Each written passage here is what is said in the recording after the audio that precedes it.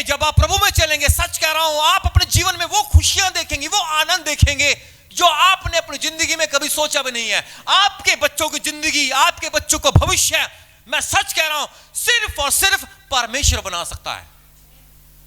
यकीन मानिए, हो सकता है अभी इस समय आपके हालात बदतर चल रहे हो, फाइनेंशियली कंडीशन आपकी हो सकता है ठीक ना हो सकता है आप मानसिक तरह से आप थोड़े से नर्वस हो सकते हैं।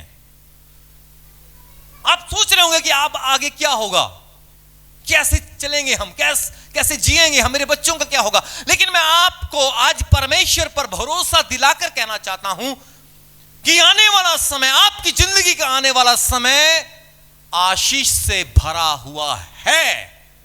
मैं सच कह रहा हूं आपको, आप यहां पर बैठे हैं, आपको यहां पर परमेश्वर ने जोड़ा है, आपको पवित्र आत्मा यहां लेकर आया है, आप इस समय कुर्सी पर बैठे हैं। इसका मतलब है कि परमेश्वर ने आपको चुना हुआ है, परमेश्वर ने आपकी जिंदगी में कुछ अद्भुत काम को करने के लिए यहां पर बिठाया है। Hallelujah, praise the Lord. तीन कौन सी चीजें हैं, तीन ऐसी कौन सी बातें हैं जो आपको परमेश्वर को देनी चाहिए, जो आपको परमेश्वर को देनी चाहिए।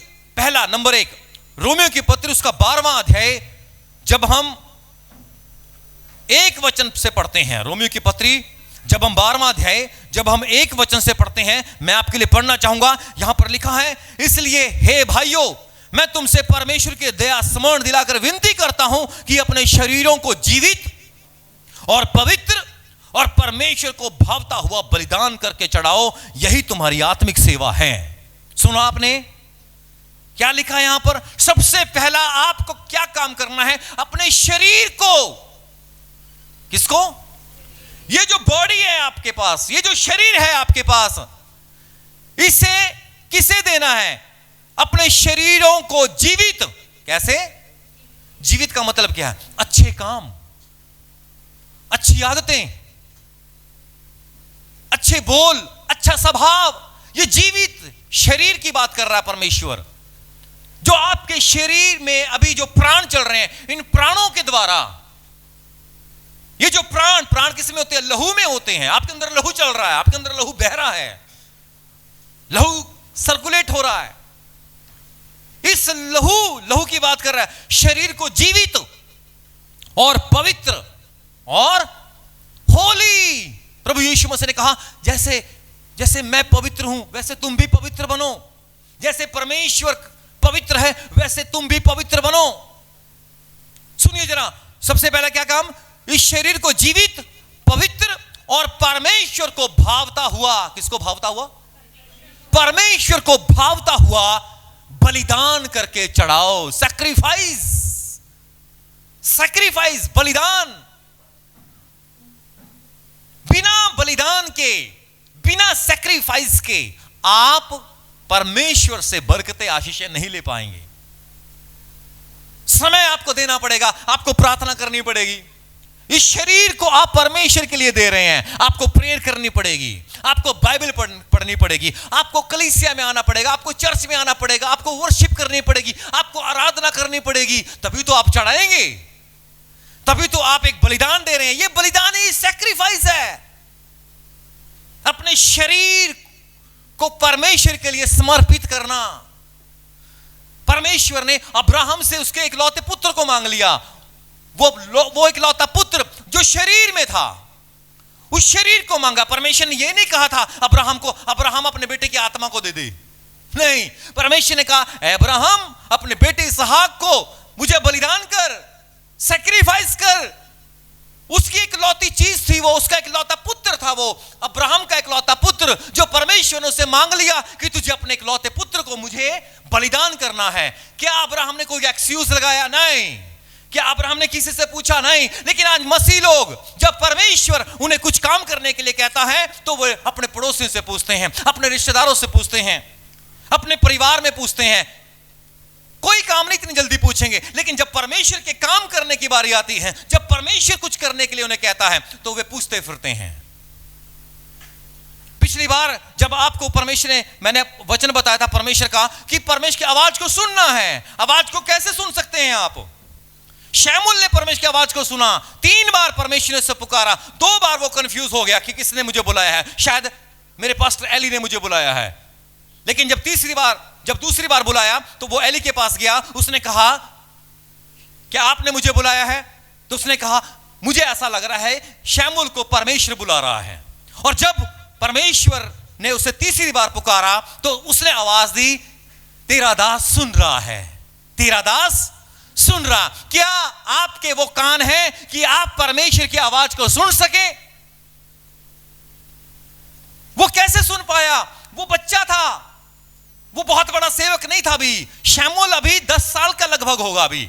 लेकिन आप सोच कर देखिए, उस 10 साल की उम्र में भी उसके सुनने के कान थे। क्या सुनने के? परमेश्वर की आवाज को सुनने के कान थे। क्या आपके पास वो कान हैं? कैसे सुन पाएंगे आप परमेश्वर की आवाज को? जब आप परमेश्वर की तरफ अपने ध्यान को देंगे। शमूएल का ध्यान परमेश्वर की ओर था। शमूएल के अंदर एक लगन थी परमेश्वर में बढ़ने में। शमूएल के पास एक उत्तेजना थी कि मैं किस तरीके से परमेश्वर में बढ़ूं। क्या आपके अंदर वो उत्तेजना है? क्या आपके अंदर वो जुनून है कि आप परमेश्वर की आवाज को सुन सके? अब्राहम के अंदर उत्तेजना थी कि मैं परमेश्वर के लिए कुछ भी कर सकता हूं। पौलुस कह रहा है आई कैन डू। पौलुस क्या कह रहा है? I can do. उसको मालूम था मेरा शरीर, ये शरीर क्या है? ये पवित्र आत्मा का मंदिर है। आपका शरीर, your body is A temple of the holy spirit. ये आपका शरीर पवित्र आत्मा का मंदिर है और परमेश्वर का आत्मा इसमें वास करता है। परमेश्वर का वचन कहता है जमीन मेरे पांव की चौकी है, आसमान मेरा सिंहासन है। मैं हाथ के बनाए हुए घर में नहीं रहता, मनुष्य का दिल मेरा मंदिर है।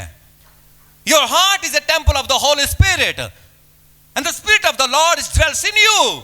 परमेश्वर का आत्मा आपके अंदर वास करता है। You are not an just normal person, you are a chosen by God, you are a chosen generation. आप परमेश्वर का चुना हुआ वंश है। आपका वंश, आपके होने वाले बच्चे वे आशीषित होंगे। परमेश्वर ने अब्राहम को कहा इसहाक को बलिदान कर दे। उसने कुछ नहीं सुना, उसने उठाया और वो चल पड़ा। लेकिन जब समय आया उसे सैक्रिफाइस करने का और परमेश्वर ने कहा अब्राहम रुक जा, अब्राहम रुक जा। परमेश्वर इतना निर्दयी नहीं है कि वो आपकी बरकतों को आपको देने के लिए बोलेगा। लेकिन कई बार परमेश्वर आपको चेक करता है, कई बार परमेश्वर आपकी परीक्षा लेता है। वो चेक करना चाहता है कि आपका हृदय कितना परमेश्वर के लिए है। शरीर, परमेश्वर ने इसहाक का शरीर मांगा था, लेकिन परमेश्वर ने कहा अब्राहम मैंने तेरे प्रेम को देख लिया है। You loved me so much, तूने मुझसे प्रेम किया है, बहुत बढ़कर किया है। अब देख मैंने तेरे साथ जो वायदा किया था कि तेरी संतान इन तारों की मानिंद होगी, क्या तू इन तारों को गिन सकता है? अब्राहम कहता नहीं, नहीं पिता मैं नहीं गिन सकता, तेरी संतान इन तारों की मानिंद होगी। आज अब्राहम की संतान हम उसकी संतान में गिने जाते हैं। जब आप न्यू टेस्टामेंट, जब नया नियम जब आप शुरुआत में पढ़ते हैं तो वहां सबसे पहला नाम किसका आता है? अब्राहम का आता है। अब्राहम की वंशावली, अब्राहम के नाम को परमेश्वर ने ऊंचा किया। वो आपके नाम को ऊंचा करना चाहता है। वो आपके आने वाली जनरेशन को, परमेश्वर आने वाली जनरेशन को ब्लेस करना चाहता है। आपके पुत्र देगा परमेश्वर, उस पुत्र के द्वारा परमेश्वर अपनी महिमा लेगा और आने वाला आपका वंश आशीषित होगा। आमीन, hallelujah, praise the Lord, hallelujah. जब मैं परमेश्वर में आगे बढ़ रहा था, हम बड़ी कठिनाइयों से होकर गुजर रहे थे, बड़े ही प्रॉब्लम से होकर गुजर रहे थे। लेकिन जब मैं रोता था परमेश्वर के आगे, मेरी पत्नी रोती थी परमेश्वर के आगे, हम बड़े दुख से होकर गुजर रहे थे। बहुत सारी दिक्कतें आई। और जब मेरी वाइफ प्रेग्नेंट थी, बहुत सारे हालातों से होकर, बड़े बुरे हालातों से होकर हम गुजरे। लेकिन उन हालातों में भी परमेश्वर से हम प्रार्थना करते थे। हम एक ही बात कहते थे, हम किसी को फील नहीं होने देते थे कि हमें कोई प्रॉब्लम भी हो रही है, और आज भी नहीं होने देते हैं। मुझे मालूम है हमारी प्रॉब्लम को, हमारी समस्या को सिर्फ और सिर्फ परमेश्वर ही दूर कर सकता है। उन हालातों में परमेश्वर ने मुझे, जब मेरे साथ वायदा किया, परमेश्वर, जब मैं बाइक पर चल रहा था और परमेश्वर ने मुझसे बात की, मेरे बेटे तेरे घर में एक नबी आने वाला है, तेरे घर में एक मेरा सेवक आने वाला है, और वो एलिया के समान होगा, वो इलाइजा के समान होगा। हालेलुया।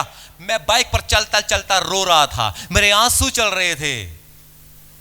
मैंने शीशा ऊपर किया, मैंने पहुंचा उसको, मैं बिलक बिलक कर रोने लगा। मैं घर में भी आकर प्रार्थना करने लगा और परमेश्वर ने मुझे बोला, जिस तरीके से मैंने अब्राहम को उसके वंश को आशीष दी, वैसे ही आज से मैं तेरे वंश को आशीष देने के लिए जा रहा हूं। जब ये दुनिया में भी नहीं आया था मेरा बेटा, और जब ये मेरी जो वाइफ की डिलीवरी हुई, तो परमेश्वर ने मुझे बेटे से आशीषित किया। हालेलुया। और परमेश्वर जो वायदों को करता है उसे पूरा करता है। जो वायदा परमेश्वर अपने लोगों के साथ करता है, परमेश्वर उसे पूरा करता है। जो वायदा परमेश्वर ने अब्राहम के साथ किया, उसे पूरा किया। जो वायदा परमेश्वर ने इसहाक के साथ किया, उसे पूरा किया। जो वायदा परमेश्वर ने याकूब के साथ किया, वो भी पूरा किया। जो वायदा परमेश्वर ने मूसा के साथ किया, वो भी पूरा किया। जो वायदा परमेश्वर ने एलिया के साथ, एलीशा के साथ किया, पतरस के साथ किया, यूहन्ना के साथ किया, वो भी परमेश्वर ने पूरा किया। आज भी जो वायदों को परमेश्वर आपके साथ कर रहा है, उसे भी डेफिनेटली पूरा करेगा। Hallelujah, hallelujah. I believe in God that God is going to do great miracles in your life. मैं विश्वास करता हूं कि परमेश्वर आपकी जिंदगियों में अद्भुत महान चमत्कारों को करने के लिए जा रहा है। लेकिन सवाल यह है कि क्या आप परमेश्वर की उन आशीषों को लेने के लिए तैयार हैं? कल जब हम इस फैमिली में गए, क्या नाम है दोस्त आपका, क्या नाम है आपका? लखविंदर। बैठ जाओ बैठ जाओ। कल जब हम लखविंदर के घर में थे, तो इसकी मम्मी मुझे बता रही कि पास्टर जी, जब हम एक कलीसिया में गए और जब हम, मेरे पति सबसे पहले, वो कहते मैं नहीं गई आपकी कलीसिया, मेरे पति जब आपकी कलीसिया में गए, जब उन्होंने सुना तो बड़े खुश होकर आए मेरे पास और मुझे कहने लगे, यार आज मैं कलीसिया में गया, एक चर्च में गया मैं। कहते फिर क्या हुआ? कहता फिर क्या नहीं हुआ, जब वो पास्टर प्रचार कर रहा था यार मुझे बहुत अच्छा लगा। मुझे ऐसा लगा ये इंसान है जो सही में ये कोशिश कर रहा है बताने की कि तुम्हें कैसे जीना है, तुम्हें जीना कैसे है। ये सेवक एक ऐसा सेवक है जो सही में हमारे हालातों के बारे में सोचता है, हमारी प्रॉब्लम के बारे में सोचता है। और उसने कहा चल मेरे साथ संडे को चलना, मैं तुझे मिलवाना चाहता हूं। देख, जब वो सेवक, वो मेरे बारे में बोल रहा है, कहता जब वो सेवक खड़ा होता, जब प्रचार करने लगा, तो फर्स्ट टाइम मुझे ऐसा महसूस हुआ कि कोई मुझे छू रहा है, कोई मुझसे बात कर रहा है, उस सेवक के द्वारा कोई मुझसे टॉकिंग कर रहा है। और मैं अपने आप को ये सोच रहा था कि मैं इस भवन में नहीं आया, मुझे परमेश्वर का आत्मा मुझे यहां लेकर आया है।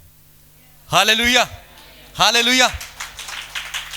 जब मैं, मेरे कहने का क्या मतलब है, जब मैं सुन रहा था मुझे अच्छा लग रहा था, मुझे ऐसा महसूस हो रहा था कि ज्यादा नहीं, कम से कम थोड़ा ही काम कर रहे हैं, लेकिन अच्छा तो कर रहे हैं, अच्छा तो कर रहे हैं। किसी की कोई चोरी तो नहीं कर रहे हैं, प्रार्थना करने के पैसे तो नहीं ले रहे हैं, नमक पानी तेल तो नहीं बेच रहे हैं। ठेके की दुकान पर क्या लगी होती है? लाइन लगी है, लोग लाइन में लगे हैं बोतल लेने के लिए। दे दो भैया, पौवा दे दो, आधा दे दो, रम दे दो, ब्रांडी दे दो। लाइन में लगे होते हैं। कभी दूध की दुकान पर देखा लाइन में लगे हुए? हाँ जी, कभी दूध की दुकान पर देखा लाइन लगी हुई है? कभी आपने देखा भीड़ हो रही, बाप रे कितनी बड़ी भीड़ लगी हुई है यार दूध की दुकान पर? पहले अरे नहीं, लेकिन दारू की दुकान पर क्या है? लाइन लगी है। भैया क्यों? लोग आज अच्छी बातों को नहीं सुनना चाहते हैं, लोग आज अच्छी बातें नहीं लेना चाहते हैं, लोग बुरी बातों की तरफ ज्यादा भाग रहे हैं। लोगों को सिर्फ अपना स्वार्थ चाहिए, अपनी जरूरतों की पूरी हो गई उनकी, चलो जी निकलो यहां से, निकलो यहां से। आज उनको एक ऐसा पास्टर नहीं चाहिए, ऐसा पास्टर नहीं चाहिए जो उनको डांटे, जो उनको समझाए, जो उनको ताड़ना दे, उनको जो कहे सही से चलो। ये शरीर ये जो आप बॉडी देख रहे हैं, ये हमेशा क्या चाहता है? अपनी मर्जी का मालिक बनना चाहता है। मैं जो करूं बस वो करूं, मुझे कोई रोके ना, मुझे कोई टोके ना। लेकिन तभी परमेश्वर क्या कह रहा है अपने शरीरों को? ये बलिदान है कि आप मुझे सुन रहे हैं। ये बलिदान होता है कि आप अपने पास्टर की डांट को सुन रहे हैं। ये बलिदान होता है, ये सैक्रिफाइस होता है कि आप अपने पास्टर की लताड़ को, उसकी डांट को आप सुन रहे हैं। लिखा है, क्या लिखा है यहां पर? अपने शरीर को जीवित, पवित्र और परमेश्वर को भावता हुआ बलिदान करके चढ़ाओ। यही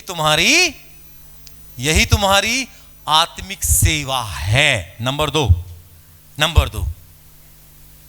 जब हम मत्ती उसका 22 अध्याय, जब हम 34 से लेकर 38 वचन तक पढ़ते हैं, तो इसमें लिखा है, मैं आपके लिए पढ़ना चाहूंगा। जब फरीसियों ने सुना कि यीशु ने सदूकियों का मुंह बंद कर दिया, तो वे इकट्ठे हुए और उनमें से एक, मैंने तेरे वचन को अपने हृदय में रख छोड़ा ताकि मैं तेरे विरुद्ध पाप ना करूं। भजन 119 पढ़ लेना आप, 119 उसका 11 पढ़ लेना। क्या लिखा है? कि मैंने तेरे वचन को अपने हृदय में रख छोड़ा कि मैं तेरे विरुद्ध कोई पाप ना करूं। अपने मन को परमेश्वर के हाथों में दे। मन, हृदय की बात कर रहा है परमेश्वर। अपना मन, अपनी सोच को आप परमेश्वर के हाथों में दें, परमेश्वर के सामने समर्पित करें। अपने हृदय को परमेश्वर को दें, अपने हृदय में परमेश्वर को निवास स्थान दें।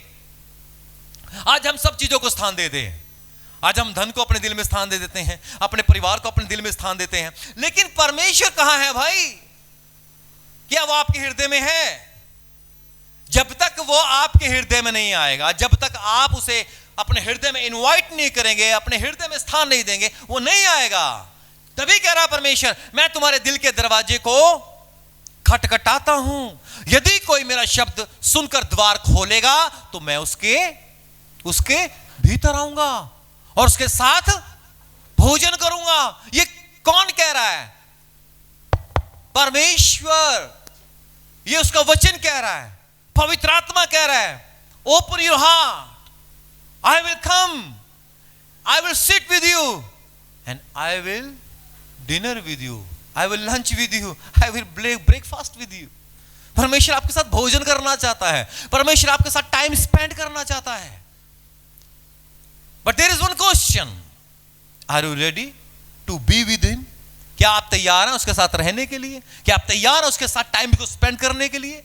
क्या आप तैयार हैं उसमें बढ़ने के लिए, उसमें मजबूत होने के लिए? हालेलुया। नंबर तीन, जब हम लूका रचित सुसमाचार उसका 21 अध्याय, जब हम 1 से लेकर 4 वचन तक पढ़ते हैं, तो लिखा है, लूका रचित सुसमाचार उसका 21 अध्याय 1 से लेकर 4 तक जब हम पढ़ते हैं, तो उसमें लिखा है, ध्यान से सुनिएगा जरा। फिर उसने आंख उठाकर धनवानों को अपना अपना दान भंडार में डालते हुए देखा, और उसने एक कंगाल विधवा को भी उसमें 2 दमड़ियां डालते हुए देखा।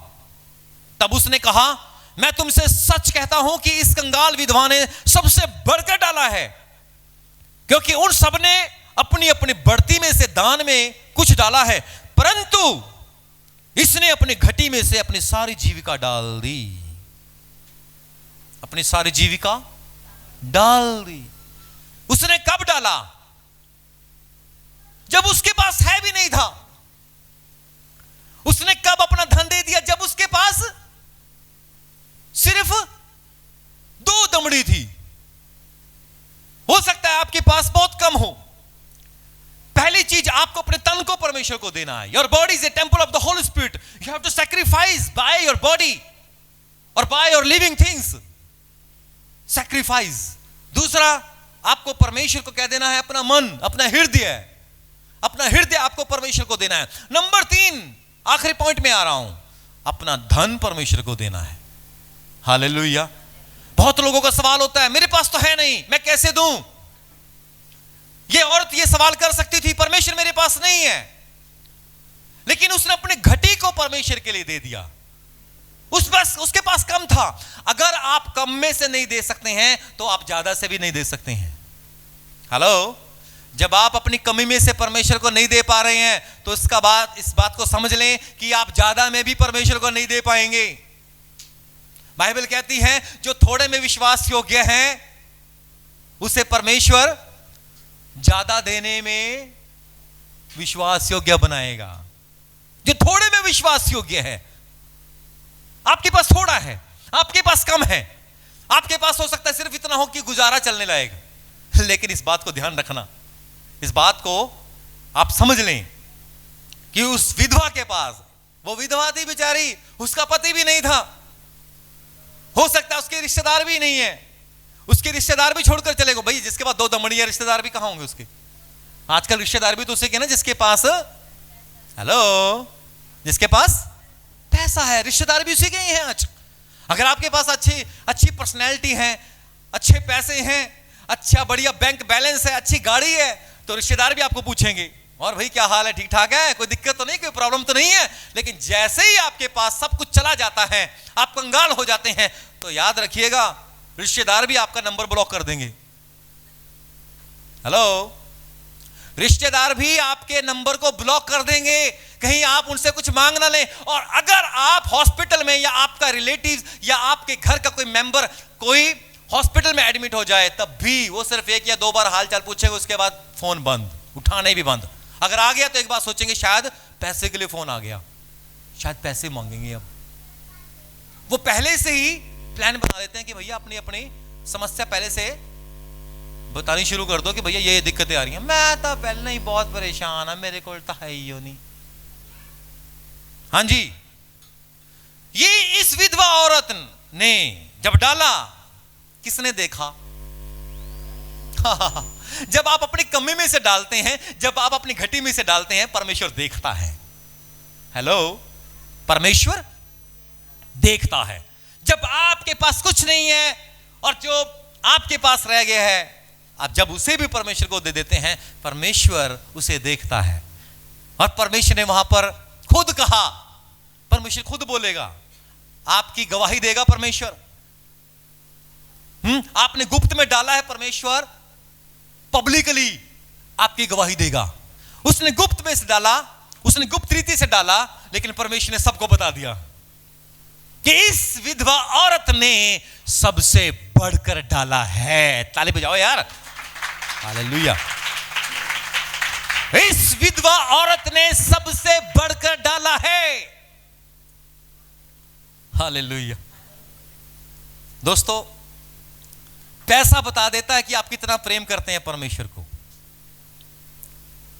कोई नहीं बताएगा कि आप कितना प्रेम करते हैं, ना मैं बता पाऊंगा, ना आपका पड़ोसी, ना आपका रिश्तेदार, ना आपका भाई, ना बहन, कोई नहीं बता पाएगा कि आप कितना प्रेम करते हैं। लेकिन सिर्फ एक चीज बता सकते हैं कि आप परमेश्वर से कितना प्रेम करते हैं, वो है पैसा। वो है पैसा, वो पैसा है सिर्फ। मैं बता रहा हूं आपको, एक प्रभु का सेवक प्रचार कर रहा था और उसने पूछा, आप में से कितने हैं जो परमेश्वर से प्रेम करते हैं? तो लाजमी सी बात है, हर चर्च में ना बड़े जल्दी हाथ उठते हैं, मैं करता हूं पास्टर जी, इधर ध्यान करो, इधर देखो, मैं करता हूं। वो कहता, तुम्हारे हाथ नहीं बताएंगे कि तुम परमेश्वर को कितना प्रेम करते हैं, तुम्हारा पर्स बताएगा कि तुम कितना प्यार करते हो परमेश्वर को, जब भेंट देने की बारी आएगी। हालेलुया। एक कलीसिया में भेंट ली जा रही थी और सब लोग अपने अपनी भेंट डाल रहे थे। एक आदमी उठा, अपनी पॉकेट से उसने 10 का नोट निकाला, कहता यही है, बस सोचा यही है। पीछे एक आदमी और बैठा था, उसने देखा कि यार 10 रुपये डाल रहा है, उसने 10 का नोट लिया और डाल दिया। वो आदमी उठा, उसने उसे 2000 का नोट दिया। कहता भाई साहब, कहता हाँ जी। कह रहा ऐसे डाल दो। उसने लिया, उसने बोला थैंक यू यार, आपने मुझे 2000 रुपये डालने के लिए दिए। कहता भाई साहब ये मेरे नहीं, ये आपके ही हैं, जब आपने 10 रुपये निकाले थे ना, ये 2000 का नोट नीचे गिर गया था, ये डालो आप।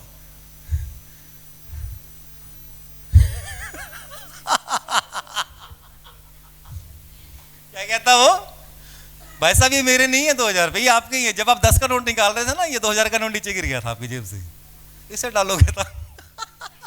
फंस गया बेचारा, फंस गया। हम जब भेंट देने की बारी आती है ना, अपने पर्स में से सबसे छोटा नोट देखते हैं, 500 को थोड़ा देर निकाल देते हैं, 500 को दिख तो नहीं रहा, 10 रुपए का नोट निकालेंगे, वो भी मर्दल सा, ऐसा लगता है जैसे हॉस्पिटल से आया हो, ब्लड देकर, खून देकर आया हो, मरा हुआ, चिप्पियां लगी होती हैं। एक बार मैंने देखा एक नोट आया 10 रुपए का, वो भी 10 का, टिप पे लगी हुई, इसकी कहाँ कहानी है ना, ऐसा लग रहा है जैसे कोई मरीज है, उसके नाक में भी वो पाइप सी घुसी हुई है, उसकी टांगे भी मुड़ी हुई है, ऐसा नोट है। मगा है बेचारे, किस बर्तन को डाल दिया उन्होंने, तरह सारा था उस नोट के ऊपर भी। फटाफट मैंने रिचा को दिया, मैं रिचा से इकट्ठे कर ले, बैंक में दे के आना। ये है मसीह लोगों का प्यार। क्या कहते हैं ये? प्यार। जब देने की बात आती है, नोट बताते हैं, पैसा बताता है, पर्स बताता है, आपकी सैलरी बताती है कि आप कितना प्यार करते हैं परमेश्वर को। है 10 का नोट वो किसका है? वो किसका है? परमेश्वर का। 500 का नोट किसका है? मेरा। परमेश्वर कहता विधवा ने सबसे बढ़कर दिया है, सिर्फ 2 दमड़ी, सिर्फ 2 दमड़ी। वो सिर्फ, मैं ये नहीं कह रहा हूं कि 2 दमड़ियां डाल दो, 2 रुपए डाल दो। 2 दमड़ी का मतलब जानते हो? उसने अपनी, बाइबल कहती है उसने अपनी सारी जीविका डाल दी, उसने अपनी सारी कमाई डाल दी, परमेश्वर को दे दिया। उसने कुछ नहीं रख छोड़ा, उसने कहा नहीं, परमेश्वर को मेरा सब कुछ है, हाजिर है। हालेलुया। क्या परमेश्वर ने जब उसको देखा, क्या परमेश्वर नहीं जानता कि उसकी जरूरतों को कौन पूरी करेगा? अरे आपको 500 रुपए कमाने की ताकत किसने दी? हेलो, आपकी जॉब, आपके बिजनेस किसने शुरू किया? किसने शुरू करवाया? हेलो, आपकी औकात क्या थी पहले? लेकिन परमेश्वर ने आपको खड़ा कर दिया, परमेश्वर ने आपको बनाया, परमेश्वर ने आपको चुना, परमेश्वर ने आपका बिजनेस शुरू किया, परमेश्वर ने आपकी दुकान चलवाई, परमेश्वर ने आपको जॉब दी। किस लिए? ताकि आप परमेश्वर के साथ प्रेम करें। किसके साथ? तन, मन और धन। 3 चीजें परमेश्वर को चाहिए। Are you ready to give him? तन, मन, धन। Hallelujah, hallelujah. बहुत से लोग चर्च में इसलिए नहीं आते हैं, अरे यहां तो धन मांगते, जाओ किसी दूसरे में चलते हैं, दूसरे में उससे ज्यादा देना पड़ेगा। मैं सच कह रहा हूं आपको, जाकर देख लो, ज्यादा देना पड़ेगा, ज्यादा देना पड़ेगा। कहीं भी भाग जाओ, छिप लो, कहां जाओगे? कब्र में भी चले जाओगे ना, वहां भी परमेश्वर आपको निकाल लेगा। कर वहां पे इसके बाहर निकालो, ये अंदर पड़ा बैठा, खोदो खोदो खोदो, इसको मिट्टी खोदो भाई, खो दिया, हाँ आजा भाई, बक्से में छिप कर बैठा है प्रभु, मैं छिप, इधर आ बाहर। इसके तो पहले एक मारो, एक कान पे मारो। हालेलुया। अरे मत करो उसको, ऐसा लग रहा है चूहा निकला है, मैं सोच रहा हूं। समझ रहे हैं आप? तन, मन, धन। एक धनवान व्यक्ति यीशु मसीह के पास आता है, तना क्या बंद कर रहा हूं। एक धनवान व्यक्ति किसके पास आता है? हाँ, जब हम मत्ती उसका 19 अध्याय पढ़ते हैं ना, जब 16 से लेकर 22 तक पढ़ा, घर पे जाके पढ़ लेना। एक धनवान व्यक्ति यीशु मसीह के पास आकर कहता, प्रभु जी, आप तो उत्तम गुरु हैं, मुझे एक बात बताइए,